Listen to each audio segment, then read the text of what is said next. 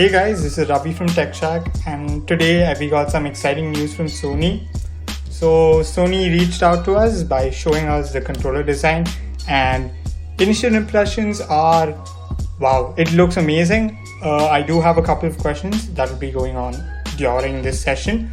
So they released a blog today and they said that they've reached an exciting milestone with the PlayStation 5 as they're starting to ship their new controller and in its final design to developers who are implementing its unique features, like people who manufacture first-party games for the console. Basically, I think right now the only development that's going on is regarding the PlayStation exclusives like Godfall, but we don't know that for certain. So I'm pretty sure it's going to be going out to all developers, and we'll be getting more pictures and more, like people will start to play with the controller and they let us know how good it is. So when I saw this controller, it does not remind me of anything that I've seen. It's totally different. When the PS4 had launched in 2013, the DualShock 4 wireless controller gathered a lot of positive feedback because it was really good, to be honest. But we did have some concerns regarding the light and the battery life.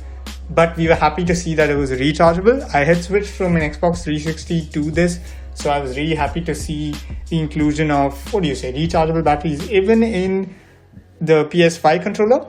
That's one annoying thing about the Xbox. I know there's like a plug-in charge kit you have to buy separately, but I don't understand why they just ship it in the box. So how do they build upon that success?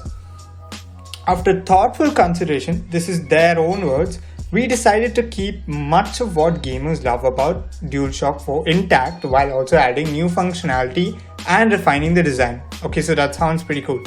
Based on our discussions with developers, we concluded that the sense of touch within gameplay, much like audio, hasn't been a big focus for many games, like the touchpad. So they're adding adaptive triggers into the L2 and R2 buttons of DualSense so you can truly feel the tension of your actions, like when drawing a bow to shoot an arrow. So if you talk about the God of War series that I'm playing right now on my YouTube channel, check it out if you want to. There's many in such instances where Atreus is trying to teach Atreus how to shoot the bow. So in those cases, if you add up the adaptive triggers, I think it would be an amazing experience and would add a whole lot to the immersion of the game. For the buttons, we are going to notice that there's no share button, something called as the create button. Okay, so I think it's just a name change, but we'll have to see. With create, we're once again pioneering new ways for players to create epic gameplay content to share with the world or just to enjoy for themselves. We'll have more details on this feature as we get closer to launch. Yes, this is exactly what they say. They also added a microphone array, which will enable players to chat easily. So this is actually something that I'm excited for, not only because it's just a microphone in a controller, it's just what we can do with this. Usually when I have to play a game like Fortnite, I do wear a headset with a mic, but not all the times that you're gonna be, wearing a headset because it kind of screws with it. But I think the inclusion of the microphone for single player games may be for the 3D audio experience that we're gonna be having. So that might be a really good feature as to come. So if you talk about the colors of the PS5 and the PS4 controller, actually, usually our controllers come with a single color, which is black, but in this case they've added a two-tone design. Additionally, they've changed the position of the light bar that will give it in. So they said on DualShock 4 it sat on the top of the controller, but now it sits at each side of the touchpad. This is what I find that it looks amazing. It does, I saw in one of the Twitter articles that it looked like the Avengers design.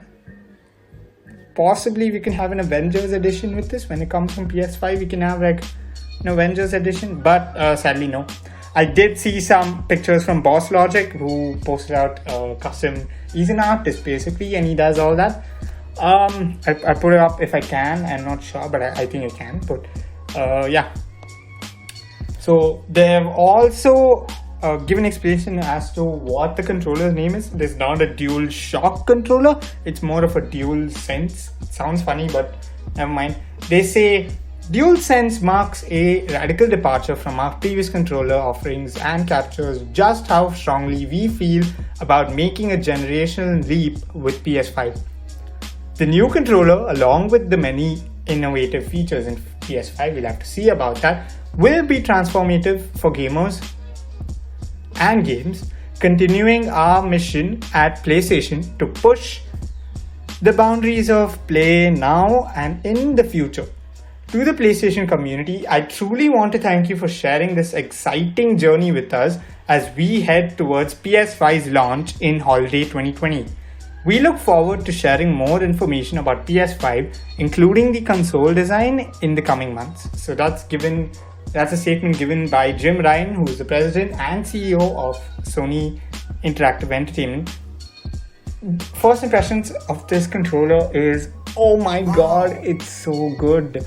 But I'm more willing to see the limited edition PS5s of whenever any game comes out, because the two-tone design can be actually taken up in a very different way.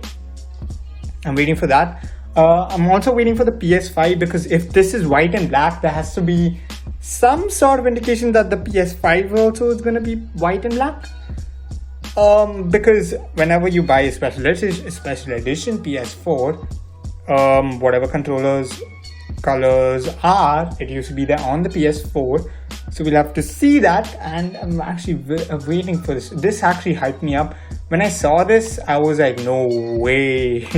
And you know, this is freaking crazy. But if they screw this up, Sony, please don't do that. Your fans are really hyped, so don't screw things up. And I think this is the end of the episode, so goodbye, stay home, stay safe. I'm gonna keep saying that until this lockdown gets over.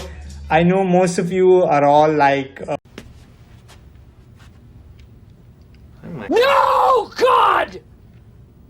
No, God, please, no! No! No! No! but we can't help it. So just stay home, stay safe, reduce the curve. Flatten the curve. That's what they say. So do your part by doing that, and goodbye, guys.